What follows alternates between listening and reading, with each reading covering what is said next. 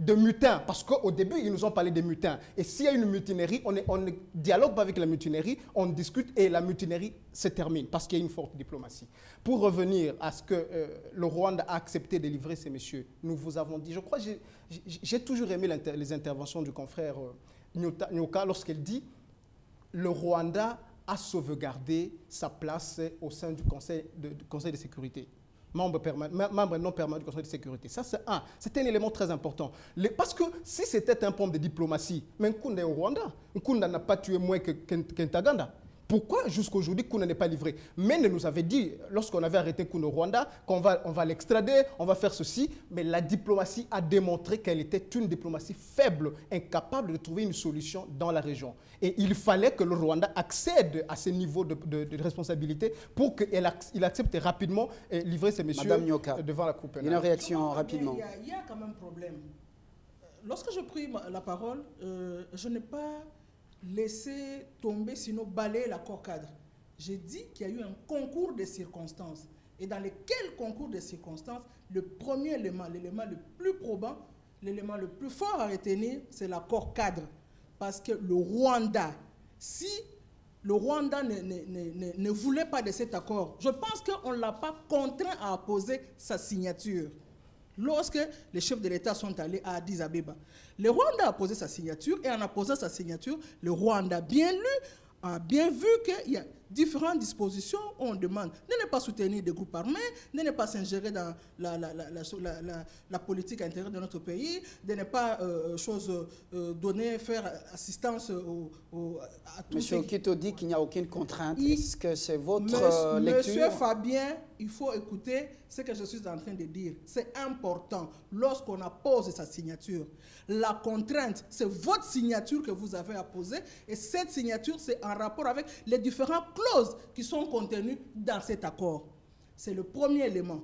J'ai dit que le second élément qui pouvait d'ailleurs venir en premier, c'est que le M23, en faisant la dissension au sein de... Il s'agissait simplement d'un problème de stratégie. Parce que le Rwanda ne savait pas que cet accord interviendrait et que cet accord le mettrait l'accord de cours. Il s'agissait d'une stratégie pour que le Rwanda ait toujours la même mise sur l'est de la RDC. Et le troisième élément, je dis, non seulement le Rwanda, il est pris en étau par l'accord cadre, mais le Rwanda est pris en étau aussi par le mandat qu'il a lui-même au niveau des choses, du Conseil de sécurité des Nations Unies. Mais c'est bien clair que dans la diplomatie, celle de la RDC, un travail de fond a été fait. Voilà. Maître Kenda, aujourd'hui, on peut dire que c'est le début quand même d'une solution. L'arrestation de Bosco Ntaganda aujourd'hui devant la CPI. Un soulagement pour les familles des victimes. Non, attention, ce n'est pas un début de solution. Bosco Ntaganda, on nous a dit qu'il ne dépendait pas de lui-même. Ce n'était qu'un valet utilisé par les grandes puissances. Pourquoi on oublie ce discours si tôt? Avant d'enchaîner, je voudrais revenir sur Maître. Attention, la signature n'a jamais été un élément de contrainte. Non, ça n'a jamais été. Sinon, on ne parlerait pas de pacte commissaire, on ne parlerait pas des astreintes, on ne parlerait pas de tout cela. Ça n'a jamais été un élément de contrainte. Vous parlez plus de cet accord. Vous avez fait quelle diplomatie pour amener... Est-ce qu'on peut évoluer? Je vais évoluer. Est-ce qu'on peut évoluer? On ne peut pas laisser le problème. Est-ce qu'on peut évoluer? Aussi vous nous amenez comme dans une sorte de digression. Aujourd'hui, est-ce que l'arrestation, plutôt le fait que Ntaganda soit remis devant la CPI, est-ce que c'est le début déjà d'une solution au problème de l'instabilité de l'Est? Je ne saurais pas répondre 1 + 1 = 2. Je suis en train de répondre de ma manière. Oui, c'est pour arriver à cette question-là que vous avez posée. Parce que je voudrais savoir que cette diplomatie... Oui, j'aimerais savoir cette diplomatie, qu'est-ce qu'elle a fait pour regrouper les pays qui ne sont pas des grands lacs, comme l'Afrique du Sud, comme l'Union européenne, comme les autres, qui sont signataires. Et cet accord, l'accord qu'a la diplomatie là, qu'est-ce qu'elle a fait? Puisqu'on connaît que l'ONU, la MONUSCO a échoué lorsque Gom tomba. Elle a échoué. Et c'est dans cette précipitation que Ban Ki-moon a fait quelque chose pour sauver la face, puisqu'il a été critiqué sérieusement à travers le monde entier. Mais pour revenir à votre question, j'ai dit que ce n'est pas le début de la solution. Les Congolais aiment des choses faciles, des solutions faciles. Nous devons rester encore sur notre qui-vive. Parce que Bosco Ntaganda ne nous a pas fait la guerre par sa volonté. On l'a dit plusieurs fois qu'il a été un instrument entre les mains des géants qui l'ont instrumentalisé, entre autres Paul Kagame. On a parlé même des États-Unis, on a parlé des multinationales. Ce sont ces gens-là qui nous ont fait la guerre à cause de nos richesses. C'est ce qu'il est nécessaire de dire les PPRD. Je ne vois pas pourquoi aujourd'hui, les PPRD sur tous les plateaux, dans toutes les chaînes, s'évertuent à dire leur diplomatie a agi, leur diplomatie a agi. D'une part. D'autre part, Bosco Ntaganda qui parle. On a parlé à l'interne, même des traîtres à l'interne.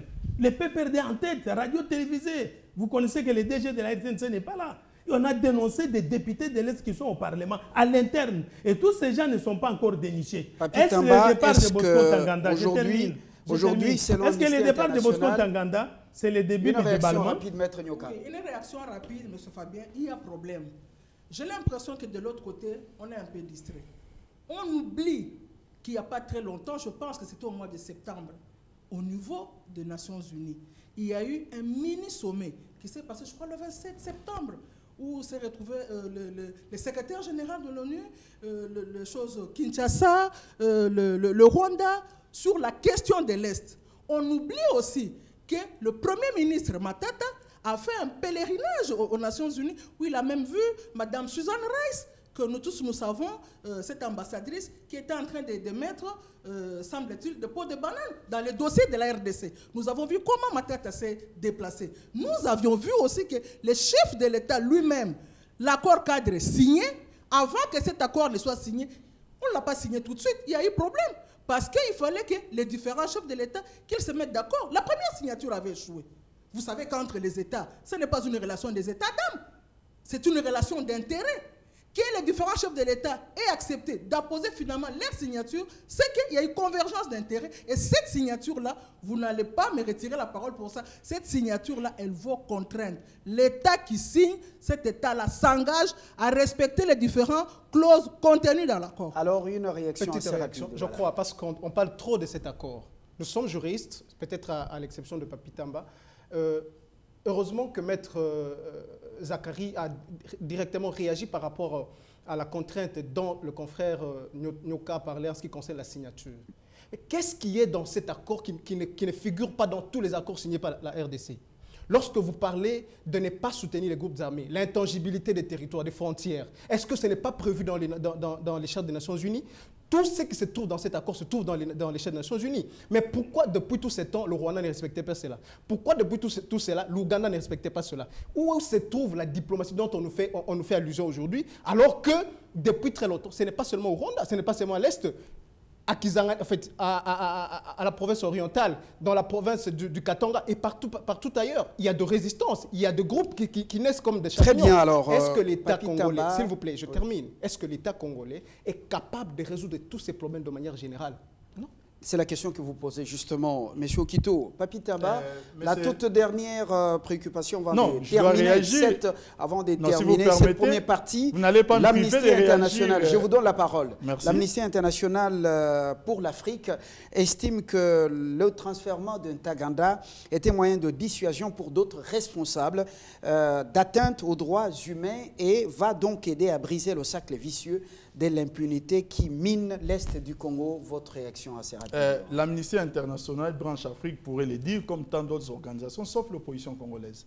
C'est-à-dire nous sommes devant une situation aujourd'hui qui me fait un peu... ça m'attriste. Ça m'attriste aujourd'hui parce que j'ai des gens qui veulent tout simplement nous faire croire en face que non, voilà, l'accord cadre, c'est un don béni de Dieu qui est descendu comme le Saint-Esprit le jour que quelqu'un naît de nouveau. Il n'y a pas un travail qui a été fait pour que nous puissions avoir cet accord cadre. Il n'y a pas de préalable et il n'y a même pas de suivi. C'est quelque chose qui est venu comme ça, chers amis. Je pense que si nous voulons vraiment faire de la politique, comme j'aime souvent le répéter, ne faisons pas de la politique politicienne, juste dans le sens de se dire tout simplement que non, voilà, si nous reconnaissons tel fait, ça va servir à l'autre partie. C'est le pays tout entier aujourd'hui qui est concerné par cette histoire. Ce n'est pas une histoire du pouvoir ou une histoire de l'opposition. Tout indique, et des gens à travers le monde, même les signataires de cet accord, et le contenu de l'accord lui-même, reconnaissent, c'est-à-dire les différentes parties que j'ai citées ici, reconnaissent tout simplement les efforts mis en place par le gouvernement congolais, des efforts diplomatiques, des efforts plutôt sur le plan diplomatique. Maintenant que vous puissiez faire un autre choix, je vais seulement dire une chose, c'est triste de le dire, mais vous nous avez habitués. Vous nous avez habitués. Vous changez de registres et de chapitres à chaque fois qu'il y a un nouvel événement.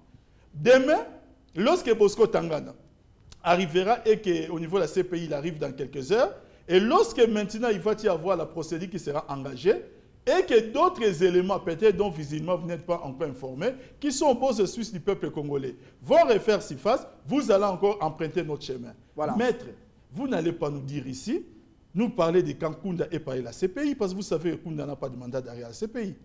Vous devez le savoir, mais vous ne pouvez pas l'ignorer. On change de chapitre. Ne faisons pas d'amalgame. On change de chapitre. L'actualité, c'est aussi le sommet de dimanche. Je gère mon temps, maître Okenda. Ce n'est que quand il s'agit de moi. Le sommet de dimanche à Oyo, en République du Congo voisin, au nord justement de la ville de Brazzaville. Les présidents ougandais, rwandais, congolais de la RDC et congolais de Brazzaville vont donc se réunir. Ce sommet devrait permettre de débattre de la paix dans la région de Grand Lac, notamment dans l'est de la RDC, à la suite des accords conclus justement sur la RDC à Addis Abeba en février dernier. Alors, je reviens à vous, maître Kenda. Quelles sont les principales attentes au niveau de l'opposition?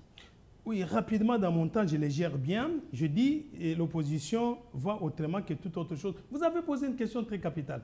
Que l'arrestation de Bosco Ntaganda va aider les autres aujourd'hui à s'arrêter. Non, nous disons que Jean-Pierre Mbembe est en prison, Laurent Gbagbo est en prison, Ndjokola est en prison, Katanga est en prison. Ce n'est pas pour autant que Kunda, Batouare et Bosco Ntaganda, les autres ont arrêté la rébellion à l'Est. Et ça, l'opposition le dit avec constance. Ce n'est pas l'arrestation de Bosco qui va mettre fin à l'Est, puisqu'on dit que ce sont des grandes puissances des multinationales qui nous font la guerre à cause de notre richesse. Pourquoi vous devez changer le langage? Pour revenir à votre question, je ne peux rien m'attendre à grand-chose à cette réunion. Elle est la énième. Elle est la énième qui n'apporte pas de solution au peuple congolais. Le pouvoir en place est vieux de 12 ans. Autant de réunions, autant de conférences, autant de rencontres au sommet. Mais le peuple congolais patauge, vit difficilement. Voyage difficilement, se soigne difficilement. Qu'est-ce que vous demandez à l'opposition de reconnaître? Que les assises qui auront lieu à Oyo et que ça va accoucher, du coup, là, le peuple congolais va se réveiller le matin dans un bonheur et on va lui parler des accords qu'on a violés sitôt, en bafouant, en battant, en tuant les gens, dès que Tshisekedi est rentré au pays. C'est ce qu'ils veulent que nous puissions cautionner, nous puissions accepter. On dit l'accord, on parle beaucoup de l'accord puisqu'il s'agit de Bosco Ntaganda. Lorsqu'il s'agit de viols, de tabac, de tueries au retour de Tshisekedi, on ne parle pas de ces accords-là, on s'était. Alors que les mêmes accords parlent de renforcement de la démocratie et surtout de l'entente entre le peuple congolais en termes de réconciliation nationale. Donc, aucune attente pour vous. Aucune attente pour moi. Je crois que c'est une... On va boire, on va se régaler, c'est diplomatique. Maître Nyoka, une rencontre loisir, comme le dit notre ami. C'est dommage, c'est vraiment dommage. Je risque de rejoindre Papi Tamba quand il dit que c'est triste. Parce qu'en fait, cette affaire d'accord cadre, ce n'est pas un accord au bénéfice de la majorité, ni un accord contre les intérêts de l'opposition. C'est un accord qui intervient pour l'intérêt de la République, du pays tout entier, sans distinction des classes politiques et d'autres structures qui concourent aussi à faire de la pression, comme la société civile. Cette énième rencontre, ce n'est pas de la distraction. L'accord a été signé, mais à la lecture de cet accord, vous vous rendrez compte qu'il y a différents points qui sont soulevés. Le même accord voudrait que les chefs de l'État se rencontrent, voudrait qu'il y ait un suivi régulier. Le même accord voudrait qu'on mette en place des mécanismes de suivi. Dans les mécanismes de suivi, il n'y a pas que la RDC qui doit en faire un au niveau national, mais il y a aussi un mécanisme de suivi qui doit être fait au niveau de la région. Il y a aussi des mécanismes de suivi en fait, qui doivent être aussi faits aussi au niveau international pour qu'il y ait une meilleure application de cet accord cadre, qu'elle quitte le terrain de la théorie pour devenir pratique. Francis Okito. Merci. Je crois que je dois réagir rapidement à ce qu'a dit Papi Tamba. Non. Écoutez, lorsqu'on doit être jugé, s'il vous plaît. Que c'est un accord, c'est un sommet qui vaut son pesant d'or. En ce qui concerne un coup, au lendemain justement de la signature de l'accord cadre. Donc, on ne peut pas tuer et on va attendre tout simplement la Cour pénale internationale. J'ai parlé de l'extradition. C'est-à-dire qu'on devrait extrader un Kunda du Rwanda pour qu'il soit jugé ici. Donc on n'extrade pas Kunda vers la CPI, mais on extrade Kunda vers son pays. C'est vers notre pays. Soi-disant, il est congolais. Donc c'est une précision de taille. Je n'ai pas dit que Kunda est sous le mandat de la Cour pénale internationale, mais Kunda devrait répondre de ses actes commis à l'Est par notre justice. En ce qui concerne l'accord d'Oyo, écoutez... Il n'y a pas encore un accord, c'est un sommet. Enfin, en ce qui concerne quelles sont les attentes au niveau de l'UNC? La rencontre d'Oyo, écoutez, c'est un peu triste encore une fois. Lorsqu'on doit prendre des avions, dépenser de l'argent du contribuable congolais chaque jour pour de mini-sommets, pour de rencontres où on va prendre du champagne, parce que nous avons vu le président de la République avec les autres présidents traiter de s'amuser. Vous avez regardé sur France 24. Vous vérifiez bien votre expression, s'amuser. Je parle de s'amuser. Je dis bien s'amuser et je pèse mes mots. Parce que lorsque le pays sévit, le pays a deux problèmes sérieux, le président de la République, face aux ennemis du peuple, ne peut pas sourire jusque de cette façon-là, vous le savez. Et ça a été commenté comme ça pouvait être commenté sur France 24. Nous avons suivi ça, c'est regrettable. Le président de la République était détendu avec Kagame, Museveni, pendant que ce sont les ennemis du peuple congolais. Vous jugez les gestuels ou vous jugez l'évolution de l'actualité lorsqu'on est attristé dans sa famille, on ne se détend pas de cette façon. On démontre qu'on est attristé et qu'on n'est pas pour les gens qui vous attaquent, les gens qui ont tué un de vos frères. Vous n'attendez rien en ce qui concerne Oyo, je ne saurais pas faire un commentaire parce que c'est quelque chose qui n'est pas encore fait. Espérons que ça pourrait aboutir à quelque chose, mais nous disons qu'il y a eu déjà beaucoup de ministres